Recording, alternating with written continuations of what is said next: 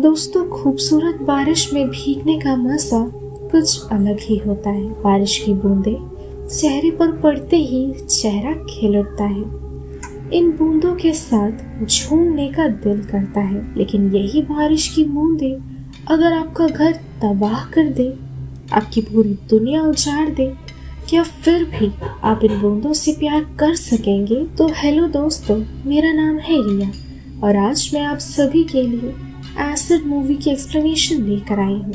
तो चलिए बिना देरी करते हुए मूवी की शुरुआत करते हैं। मूवी की शुरुआत में हम एक फुटेज देखते हैं। फ्रांस की किसी फैक्ट्री में हुए हादसे से कई वर्कर्स घायल हो जाते हैं। वहीं बाकी वर्कर्स इंसाफ के लिए अपने मालिक के पास पहुंचते हैं। फैक्ट्री का मालिक इस हादसे की जिम्मेदारी लेने से मना कर देता है। इस वजह से वर्कर्स और ज्यादा भड़कने लगते हैं। इनमें मौजूद माइकल बेहद गुस्से में था, क्योंकि उसकी गर्लफ्रेंड कैरन की हालत बिल्कुल भी ठीक नहीं थी। इस बात को लेकर उसकी फाइट पुलिस ऑफिसर्स के साथ हो जाती है। उसे कुछ महीनों की जेल भी होती है। अब अगले सीन में उसके पैर पर एक डिवाइस लगाकर उसे रिहा कर दिया जाता है। दोस्तों, माइकल एक डिवोर्सी था और उसकी एक बेटी भी थी। इसके अलावा माइकल जेल से छूटने के बाद कैरन के साथ ही हमेशा रहता था। वहीं उसकी बेटी की जिम्मेदारी माइकल की एक्स वाइफ ने ले रखी थी। माइकल की बेटी सलमा हॉर्स राइडिंग कर रही होती है।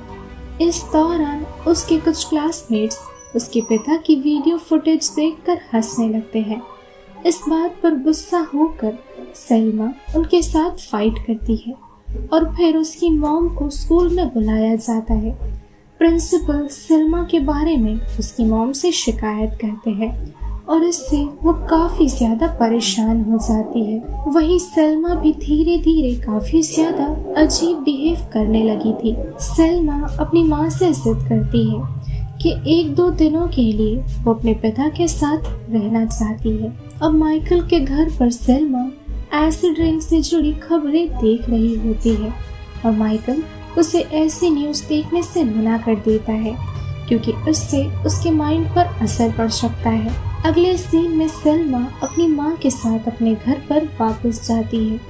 घर पहुँचते ही वो देखती है कमरे में बारिश का पानी फर्श पर गिरा हुआ है। पानी सुखाने के लिए सलमा फर्श पर एक टॉवल रख देती है, मगर कुछ देर बाद उस टॉवल का रंग बदलने लगता है, जो कि उसमें तेजाब की मात्रा मौजूद थी। धीरे धीरे हर तरफ एसिड रेन की बातें चल रही थी। कई लोग खौफ में थे, क्योंकि इस तरह की बारिश से कई पशु पक्षियों की मौत हो चुकी है। अगले दिन माइकल काम पर होता है। अचानक उसकी नजर जमीन पर पड़ती है।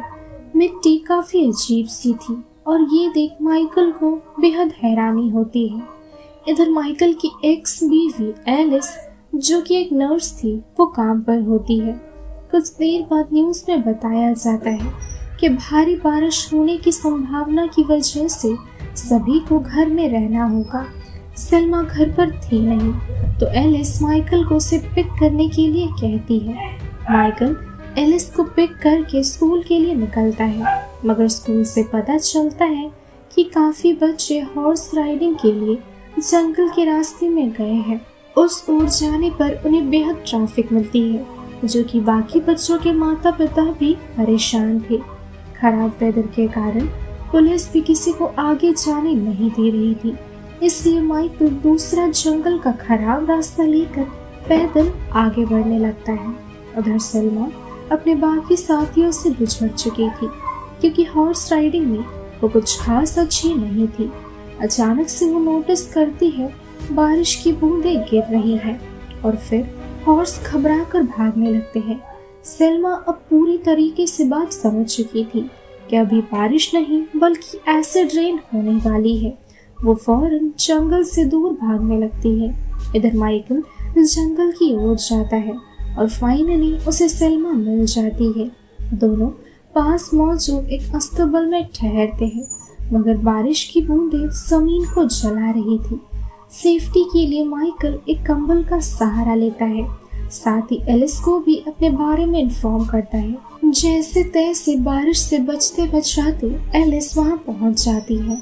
उन्हें पिक करके दोनों रास्ते की ओर निकल पड़ते हैं, मगर पूरा रास्ता जाम हो चुका था। लोगों की चीखें चारों तरफ गूंज रही थी। एक आदमी घबराहट में एलिस की गाड़ी में घुसने की कोशिश करता है, मगर माइकल उसे लात मारकर नीचे गिरा देता है।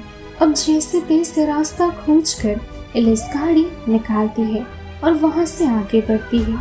आसपास का नजारा देख एलिस बेहद घबराई हुई थी, साथ ही उसकी बेटी भी घबराई हुई थी। उसके दिमाग में ये सारी बातें बैठने लगी थी। कुछ देर बाद बारिश तो थम जाती है, मगर कई लोग और आसपास की कई चीजें बुरी तरीके से तबाह हो चुकी थी। अपनी सुरक्षा के लिए ये लोग गाड़ी को ढकने की चीजें खोजते हैं। साथ ही एलिस अपने भाई से मदद लेने की कोशिश करती है, मगर उसका कोई फायदा नहीं था। इसके अलावा माइकल को अपने गर्लफ्रेंड केरन की भी बेहद चिंता थी। एसिड रेन की वजह से शाम तक गाड़ी में भी खराबी आने लगती है और वो चलना बंद हो जाती है। सेल्मा गाड़ी के भीतर फंसी हुई थी। माइकल सेल्मा को रिलैक्स रहने के लिए कहता है और आराम से उसे गाड़ी से बाहर निकलता है और फिर ये तीनों पैदल आगे बढ़ते हैं। सामने एक घर खाली था, तो ये तीनों वहां पनाह लेते हैं। इस घर में बर्थडे की डेकोरेशंस की गई थी, मगर जश्न मनाने के लिए कोई तो यहाँ था ही नहीं। ये देख उन्हें काफी बुरा लगता है। अब माइकल की बात उसकी गर्लफ्रेंड केरन से होती है। केरन सेफ थी, साथ ही हॉस्पिटल के द्वारा उन्हें नई सुरक्षित जगह पर ले जाया जा रहा था और फिर एकदम से नेटवर्क की वजह से कॉल कट हो जाता है। कुछ देर बाद माइकल को बेहद प्यास लगी थी। उसे शक था कि कहीं बेसिन के नल में एसिड रेन मौजूद है या फिर नहीं, इसलिए वो एक कंटेनर में पानी भरकर उस घर में मौजूद बिल्ली को ये पानी पीने के लिए देता है। सेल्मा माइकल को ऐसा करते देख वो पानी फौरन हटा देती है और फिर उन्हें फ्रिज में पानी मिल जाती है। इस बीच माइकल नोटिस करता है कंटेनर पिघलने लगा है, यानी कि नल का पानी भी सुरक्षित नहीं है। एलिस और माइकल एसिड रेन से दूर भागने के लिए माइकल एलिस के साथ बैठ इससे जुड़ी प्लान्स बनाता है, मगर इस बात को लेकर दोनों में बहस हो जाती है और वो गुस्सा दिखाकर वहां से बाहर चला जाता है। रात के समय छत के कुछ होल से पानी टपकने की आवाजें आने लगती है, जिससे इनकी नींद टूट जाती है। वहीं सेल्मा काफी अकेला महसूस कर रही थी, इसलिए वो उस बिल्ली के पास जाती है, मगर उस बिल्ली ने गलती से माइकल का दिया हुआ बेसिन का पानी पी लिया था, जिसकी वजह से उसकी मौत हो जाती है।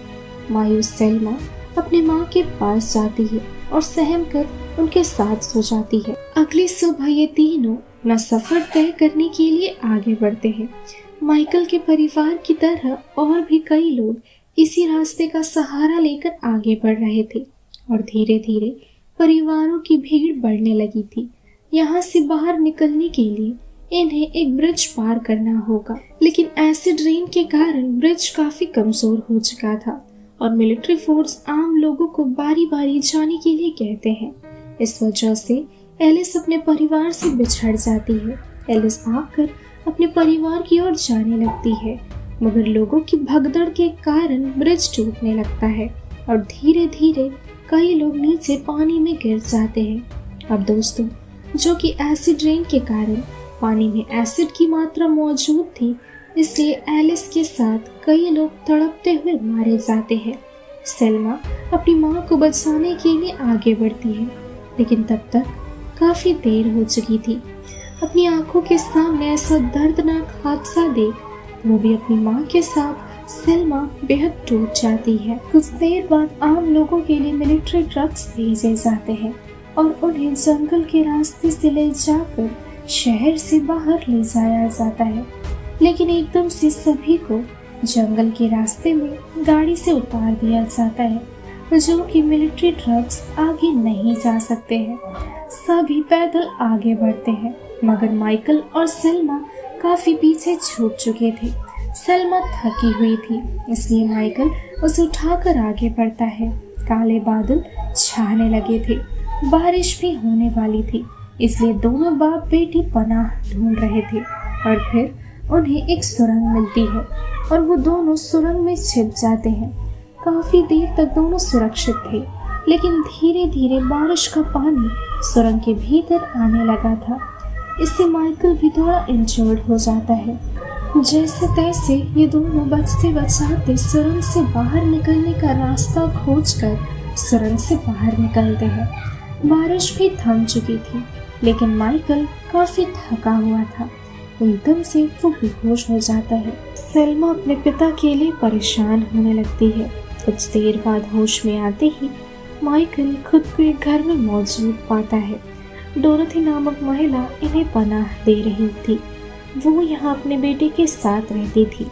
डोरथी हर तरह से उनकी मदद करती है, मगर पेट भरने के लिए वो उन्हें खाना नहीं दे पाती है, क्योंकि उसके खुद के पास खाने की लिमिटेड चीज़ें मौजूद थी।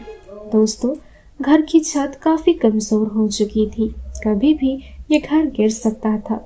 इसलिए डोरथी माइकल से मदद मांगती है।